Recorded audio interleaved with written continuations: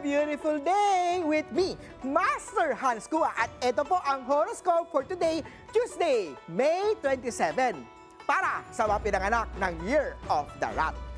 Kung may family problem, this is the time para ayusin na yan. Navy at 7. Sa Year of the Ox naman tayo, mag-jogging o kaya morning walk para fit ang katawan natin. Lime at 1.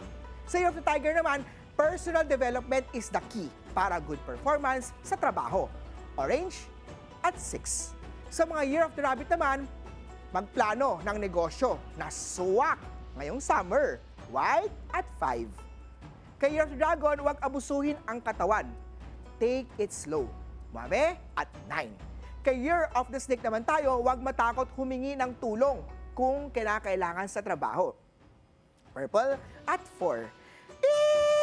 Ito naman! Kay Year of the Horsey, gumamit ng sunscreen laban sa sobrang init. Brown at 2. Sa Year of the Sheep naman, matutong mag-adapt sa change sa trabaho. Indigo at 3. Sa Year of the Monkey, mag-invest sa mga bagay na magbibigay ng long-term na kita. Tangerine at 8.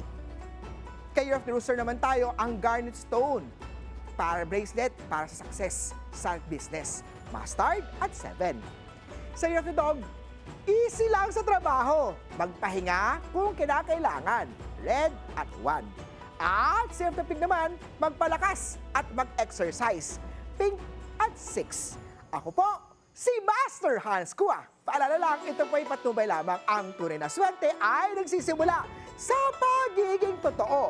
Abangan araw-araw ang horoscope of the day. Dito lang po sa It's a Beautiful Day!